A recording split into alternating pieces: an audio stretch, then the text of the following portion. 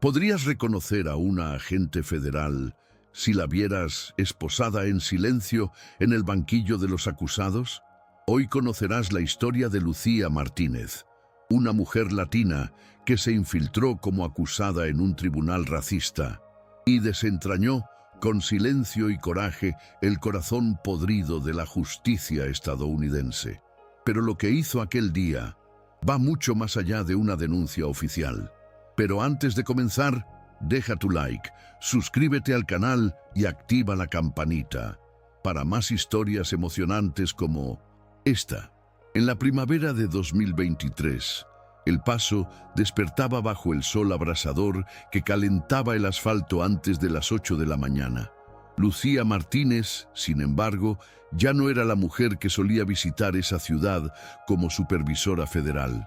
Aquella semana vestía pantalones desteñidos, el cabello despeinado, voz arrastrada y mirada baja. Todo lo contrario de la agente senior que durante casi 2 décadas había llevado a cabo investigaciones delicadas en nombre de los derechos civiles. Ahora se llamaba María Gómez, y su cuerpo, que tantas veces recorrió los pasillos de Washington con firmeza y propósito, avanzaba cabizbajo entre reclusos anónimos, fingiendo soportar el peso de una vida que nunca existió. Pero por dentro, Lucía sabía exactamente lo que hacía. No quería simplemente documentar un caso más de racismo institucional. Quería ver, sentir, ser tratada como las mujeres a las que ella defendía, para finalmente exponer lo que nadie se atrevía a grabar. En la celda donde descansó la noche, anterior al juicio, Lucía tuvo tiempo de pensar en todo lo que la había llevado hasta allí. Pensó en el rostro de su madre, que siempre decía que gente como nosotras solo es escuchada cuando sangra o llora.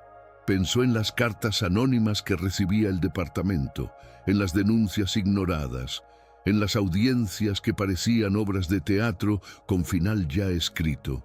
Y pensó en sí misma, en cuántas veces, aún llevando placa federal, había sido desconfiada por colegas demasiado rubios, demasiado seguros de estar por encima de toda sospecha. La misión en El Paso era personal, pero también urgente, porque había algo en ese tribunal, en ese juez, que olía a podredumbre antigua, como un libro mohoso oculto tras una cortina gruesa. Y ese día, ella sabría si la justicia aún tenía voz o solo eco. En la mañana del juicio, Lucía fue llamada antes incluso de que sirvieran el café a las demás presas. La voz metálica del carcelero gritó: «Gómez, levántate», y ella se incorporó. Las esposas en 1900. Sus muñecas, frías y apretadas, le recordaban el disfraz que debía mantener. Sabía que cada paso de esa mañana podría volverse en su contra si dudaba. Frente al espejo del baño del penal, se vio por última vez antes de entrar al tribunal. Su rostro fatigado, las ojeras acentuadas con maquillaje deliberadamente y la mirada suavizada para ocultar cualquier chispa de desafío. Allí no era la agente que presidía reuniones con fiscales federales. Era solo María, una latina más e invisible entre el engranaje fallido de la justicia criminal.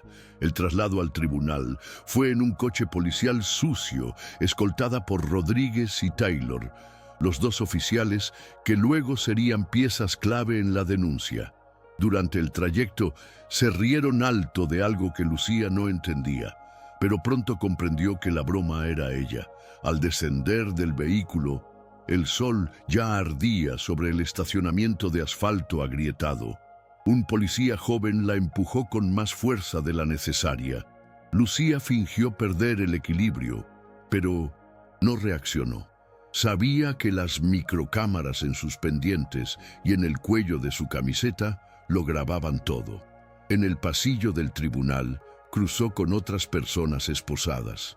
Algunas la miraban con curiosidad, otras con lástima, otras con esa mirada perdida de quien ya no espera nada del sistema. Lucía, en silencio, absorbía cada detalle. Los pasos resonaban entre paredes desconchadas y letreros en inglés y español, como si los idiomas compitieran por espacio en esa frontera desigual. Cuando anunciaron María Gómez por el altavoz de la sala 12B, respiró hondo. Allí estaba el escenario. El juez Albrecht sería el protagonista y ella la acusada que lo haría caer. El juez Arthur Albrecht no necesitaba hablar para infundir temor. Su sola mirada lo lograba antes de que abriera la boca. Alto, enjuto, de piel extremadamente pálida y cabello peinado con la misma rigidez de sus sentencias. Los rumores sobre él circulaban como polvo en un ventilador apagado, por todas partes, pero nadie lo veía directamente. La tasa de condenas contra acusados latinos era notablemente mayor bajo su magistratura, y aún así seguía allí, entronizado en el centro de la sala, como un rey moderno, inalcanzable por normas comunes. Cuando Lucía entró a la sala 12B, sintió sus ojos clavarse en ella como si ya la conociera. El expediente sobre la mesa era escueto. 2 hojas, ninguna prueba sólida. Pero Albrecht no necesitaba mucho para dictar destinos.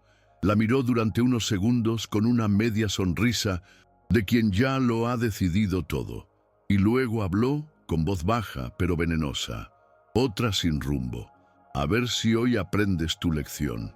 La fiscal pública parecía aburrida, como quien revisa la misma obra de teatro por 100ª vez. Ni siquiera intentó cuestionar las circunstancias de la detención. El informe de Rodríguez y Taylor, absurdamente vago y mal redactado, fue leído como algo sagrado. La señora fue hallada merodeando en zona de riesgo, sin documentos, sin ocupación conocida, presentando resistencia verbal a la intervención, declaraba el documento. Lucía escuchó cada palabra con la tranquilidad de quien domina el guión. Sin embargo, por dentro, la furia burbujeaba. Era ese tipo de informe que hace desaparecer a cientos de mujeres de las estadísticas cada año. Mujeres como su tía Rosa, deportada por algo similar hacía décadas, sin defensa, sin testigos, sin una segunda oportunidad. Allí, en esa sala, Lucía no era una agente. Era el espejo de tantas historias que nadie se tomaba la molestia de oír. Sentada en la silla de los acusados, Lucía sintió el frío respaldo de cuero sintético rozar su espalda sudorosa. Cada detalle de la sala parecía diseñado para disuadir. El aire acondicionado excesivo, el techo altísimo, la distancia abismal entre juez y acusados, como si la verdad solo pudiera pronunciarse de arriba abajo. Intentó cruzar las manos para disimular el ligero temblor, pero las esposas seguían allí, más apretadas de lo necesario, más simbólicas que funcionales.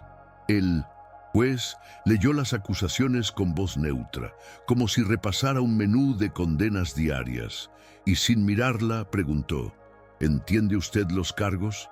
Lucía alzó la mirada con lentitud. Sabía que era uno de los puntos clave de la puesta en escena. Tenía que provocar una reacción sin exponerse. Con calma respondió: entiendo, Excelencia, pero no cometí ningún delito. Solo caminaba hacia mi casa. La sala se congeló. El juez detuvo el martillo un segundo lo suficientemente largo para que todos lo percibieran. Fue en ese instante cuando el semblante de Arthur Albrecht comenzó a cambiar. Se inclinó ligeramente hacia adelante, como olfateando insolencia. Sus ojos se entrecerraron y dejó que el silencio se prolongara antes de decir: «¿Me está desafiando?». Lucía bajó la mirada de nuevo, controlando su ritmo cardíaco. «Solo digo la verdad, señor». Un murmullo surgió entre los presentes, sofocado de inmediato por el golpe del martillo contra la madera. «¡Silencio en la corte!», bramó el juez, y con un tono que mezclaba escarnio y regocijo, disparó: «Ya que se comporta como alguien por encima de la ley, arrodíllese». La orden cayó como una losa en la sala. Los policías se movieron instintivamente. La fiscal desvió la mirada como si no fuera asunto suyo, pero para Lucía ese momento era el quiebre. el instante necesario para mostrar al mundo lo que ocurría lejos de las cámaras y también el momento exacto para activarlas desde dentro. Los dos policías avanzaron hacia ella con pasos lentos, casi ceremoniales. Taylor, más corpulento, sonrió con suficiencia. Rodríguez acomodó su cinturón antes de hablar, con un tono que mezclaba hastío y brutalidad.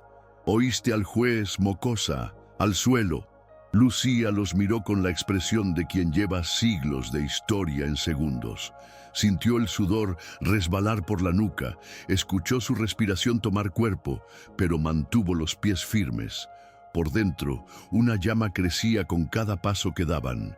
Cuando estuvieron demasiado cerca, la luz del tribunal se reflejó en las lentes de la microcámara embutida en su pasador de cabello. Y entonces, en el límite entre el fingimiento y la verdad, entre el dolor y la valentía, Lucía alzó la mirada y por primera vez en el día habló con su verdadera voz. La voz que no tiembla ante nadie. Alto, no den ni un paso más. El silencio fue inmediato, no el silencio reverente, sino el de la sorpresa. Taylor frunció el ceño. Rodríguez vaciló. El juez estampó el martillo con fuerza. «¡Desacato!», gritó. Pero Lucía no retrocedió. En cambio, deslizó lentamente el cordón que llevaba bajo el cuello de la camiseta y reveló el distintivo dorado con el sello del Departamento de Justicia. La sala pareció encogerse. El tintineo metálico de la cadena fue como una sentencia, pero no para ella. «Me llamo Lucía Martínez. Soy agente senior de la División de Derechos Civiles en misión federal autorizada. Este tribunal está siendo investigado por prácticas sistemáticas de racismo institucional, manipulación de procesos y abuso de poder». La fiscal abrió los ojos con asombro. El público murmuraba nervioso. Rodríguez retrocedió 2 pasos y el juez quedó paralizado, como quien observa su propio imperio desmoronarse en cámara lenta. Lucía mantuvo la compostura. No alzó la voz, no retrocedió. Había aprendido con los años que la firmeza más poderosa era la que no necesitaba gritar. Su mirada recorrió cada rostro en la sala, como invitando, en silencio, a todos a presenciar el fin de una farsa. El juez Albrecht quiso hablar, pero no encontró palabras. Las venas del cuello se le marcaron, el maxilar se tensó, y por un instante pareció que estallaría. Pero lo único que salió de sus labios fue un suspiro quedo, carente de autoridad. Lucía continuó. «Todas las interacciones aquí han sido grabadas. Cada palabra, cada orden, cada acto de abuso. Las pruebas ya se envían a la Corregiduría Federal en este preciso momento». A lo lejos, sonaron pasos acelerados por el pasillo. Eran 2 oficiales de la corregiduría que entraron mostrando sus credenciales sin pronunciar palabra. La atmósfera de la sala se volvió irrespirable, densa, confusa. Rodríguez fue el primero en intentar recomponerse. Alzó las manos y forzó una sonrisa colaborativa. «Mire, solo seguía órdenes, ¿sabe? Ni siquiera sabíamos...» Pero antes de terminar, uno de los corregidores le entregó una notificación formal de destitución. Taylor, por su parte, intentó imponerse, señalando a Lucía con indignación. «Esto es un montaje. Ella nos engañó a todos. Esto es ilegal». Su grito reverberó, pero ya no tuvo efecto. La autoridad había cambiado de bando, y ahora él parecía pequeño, casi infantil, ante la mujer que minutos antes yacía esposada en silencio. Lucía no respondió. Simplemente lo observó con la misma expresión con que un médico examina un síntoma recurrente, sin sorpresa, pero con plena conciencia de lo que aquello significaba. Su caída ya había comenzado. Y no había marcha atrás. En el exterior, la noticia se propagó por el edificio del tribunal como un incendio silencioso. Algunos funcionarios salían discretamente de sus oficinas, curiosos. Otros fingían no haber visto nada. Becarios con teléfonos en mano, ojos desorbitados y guardias murmurando con voz temblorosa por radio. El juez Albrecht aún trataba de mantener las apariencias, pero la presencia de los corregidores, sumada a la fuerza silenciosa de la identidad de Lucía, lo había desarmado. Este tribunal sigue funcionando. Esto es un abuso de protocolo, intentó argüir, pero un oficial se adelantó. Estamos bajo autorización directa del fiscal general. Usted está siendo investigado. Cualquier decisión tomada hoy quedará nula hasta nuevo aviso. Fue entonces, frente a su propia silla vacía de poder, que Arthur Albrecht comprendió lo que era ser desenmascarado sin alaracas, por la verdad más llana e inapelable. Lucía respiró profundo por primera vez en horas. Su mano temblaba ligeramente, no por miedo, sino por el fin de la tensión contenida. Sabía que la misión estaba lejos de concluir, que vendría una avalancha de informes, audiencias y represalias institucionales. Pero también sabía que lo más difícil ya estaba hecho: hacer abrir los ojos a toda una sala sin recurrir a la violencia, sin alzar la voz, solo con presencia y estrategia. Los dos oficiales que la escoltaron esa mañana ahora estaban del otro lado de las esposas. Y aún así, Lucía no sentía júbilo, sentía un peso, porque no se trataba solo de justicia, era cuestión de memoria, memoria de las víctimas que nunca pudieron responder, de las familias que callaron por temor, de las mujeres que se arrodillaron porque nunca supieron que podían decir no. En ese instante, ella no era solo una agente federal, era canal de algo más grande. Mientras el juez era conducido a una sala privada, ahora como sujeto de investigación, Lucía fue sacada del tribunal por una puerta lateral. Afuera, el calor se volvía más denso, como si el paso contuviera el aliento. Dos agentes del Departamento de Justicia la aguardaban junto a un SUV negro de ventanas polarizadas. Cuando la puerta se cerró tras ella, reinó el silencio en el vehículo por unos segundos. Nadie habló, hasta que uno de los agentes susurró: «Lo lograste». Lucía apoyó la cabeza en el reposacabezas y cerró los ojos. No lloró, pero sintió lágrimas acumuladas en algún rincón profundo, no de dolor, sino de alivio. Ese tipo de alivio que no viene con celebración, sino con la certeza de que algo finalmente fue visto. Por primera vez, el sistema se miró en el espejo y no le gustó lo que vio. Los días siguientes llegaron como olas incesantes. Los titulares estallaron en todos los periódicos. Agente federal se hace pasar por acusada y desenmascara racismo sistémico en Tribunal de El Paso. Programas de radio, podcasts y noticiarios debatían la valentía de la acusada que derribó a un juez. El video de la audiencia, editado con autorización oficial, se proyectó en el Senado y en comisiones especiales. El rostro de Lucía, ahora sin disfraz, se convirtió en símbolo de una investigación que exponía lo que durante años fue susurrado, pero jamás probado. En medio de la repercusión, ella permaneció discreta. Rechazó entrevistas, evitó los focos, porque nunca buscó la fama, buscó el cambio. Y cambio, sabía, no ocurre de un día para otro, pero a veces comienza cuando una sola mujer se niega a arrodillarse. Durante las semanas siguientes, Lucía regresó a Washington. La oficina de la División de Derechos Civiles la recibió con aplausos contenidos, miradas más largas de lo habitual y una nueva pila de expedientes sobre su escritorio. La operación había sido un hito, todos lo reconocían, pero casi nadie preguntaba cómo estaba ella. Por fuera, seguía erguida con los mismos pasos calculados, la voz serena y ordenada. Por dentro, sin embargo, el cuerpo aún mostraba las huellas de aquella detención simulada.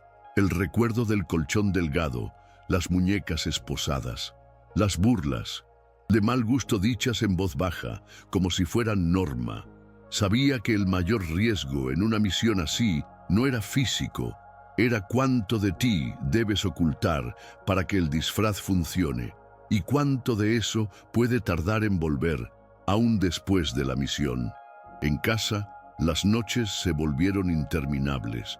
Lucía despertaba a media madrugada, con la sensación de ser llamada por un guardia invisible.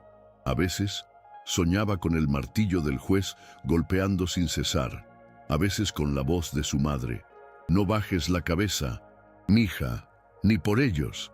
Escribía todo en un cuaderno de tapa roja, donde guardaba anotaciones desde su formación, un hábito que la ayudaba a ordenar el caos. En la última página escribió con calma: «La justicia verdadera no es espectáculo, es el silencio que queda después de que se ha dicho la verdad». No había arrepentimiento, pero sí agotamiento, un luto por lo que tuvo que vivir para demostrar lo que ya sabía.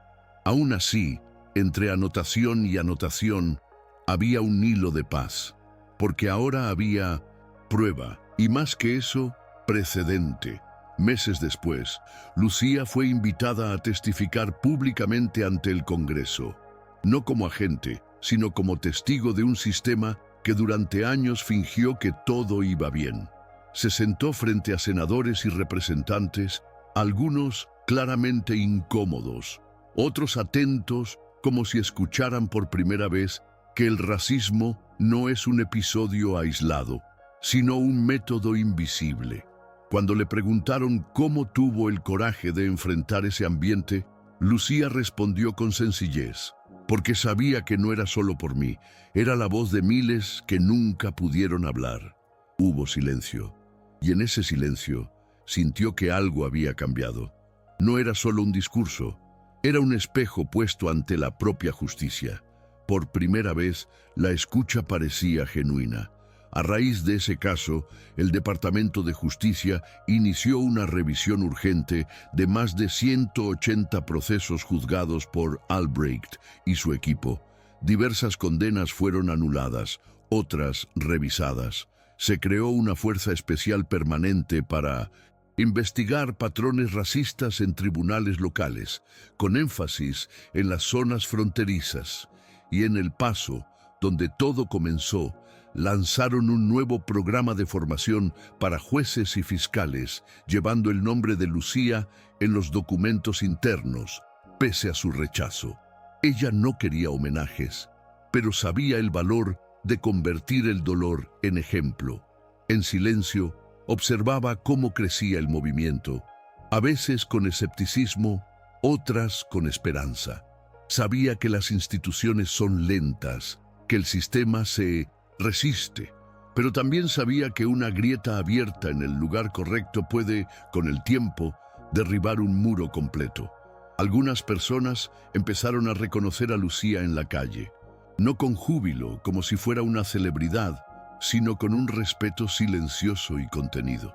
Había quien la miraba a los ojos como para decir gracias, aún sin conocer toda la historia. En una ocasión, una señora mexicana de ojos profundos y manos curtidas por el trabajo se le acercó en la fila de la farmacia y solo dijo: «Hablaste por mí, mija». Y eso bastó. Lucía le devolvió una sonrisa pequeña, casi tímida, pero por dentro sintió algo distinto.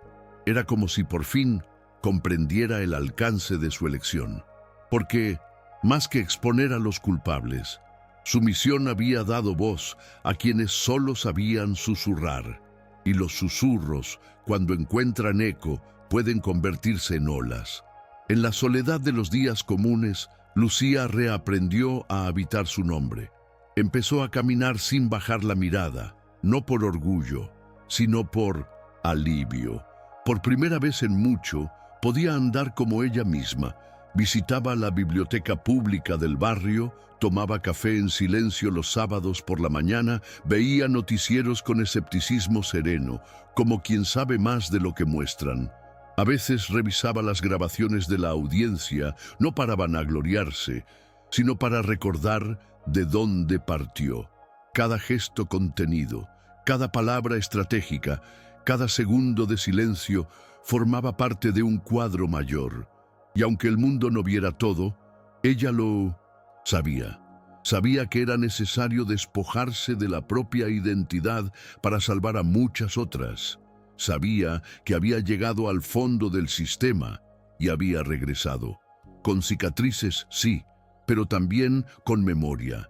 Y la memoria para Lucía siempre fue la forma más fiel de justicia. Fue en una charla para estudiantes de Derecho que Lucía, sin planearlo, habló de lo que más la marcó. No fue la orden de arresto ni el momento de enseñar el distintivo. Fue el segundo preciso en que sintió que podría ser olvidada. Lo dijo sin dramatismos, con voz firme y mirada directa. Por unos minutos en esa celda entendí lo que es ser borrada de tu propia historia. Y fue eso lo que me dio fuerzas para seguir, porque nadie debería pasar su vida sin ser visto. La sala, llena de rostros atentos y cuadernos abiertos, guardó silencio absoluto, y en ese instante comprendió. Su historia no era solo sobre la caída de un juez, sino sobre rescatar una presencia, la presencia de quien siempre estuvo allí, pero nunca fue escuchada. Al finalizar la conferencia, una joven se acercó con los ojos vidriosos y dijo: «Quiero ser jueza, pero no quiero olvidar quién soy para lograrlo». Lucía tomó sus manos y respondió: «Entonces ya empezaste bien». Y en ese breve contacto, casi imperceptible, hubo algo de sanación. No solo para la estudiante, sino para ella misma. Porque si la misión en El Paso estuvo marcada por dolor y estrategia, los días que siguieron lo estuvieron por la reconstrucción, paso a paso, conversa a conversa, memoria a memoria, y entender que su historia podría inspirar a otra mujer a ocupar ese espacio con dignidad fue tal vez el verdadero desenlace. Porque derribar muros es importante, pero ayudar a alguien a cruzarlos sin inclinarse, eso sí transforma el mundo, de adentro hacia afuera. Con el tiempo, Lucía regresó al tribunal de El Paso, ni como acusada, ni como agente infiltrada. Fue invitada a participar en un programa de formación para jueces y funcionarios sobre equidad y derechos civiles. Caminó por los mismos pasillos donde estuvo esposada, sintiendo cada paso como un puente entre dos mundos que rara vez se encuentran. Cuando entró a la sala 12B, el mismo espacio donde la llamaron sin rumbo, respiró hondo. En el estrado ya se sentaba una mujer negra recién nombrada, que la saludó con un gesto respetuoso. La arquitectura era idéntica, pero allí había cambiado algo.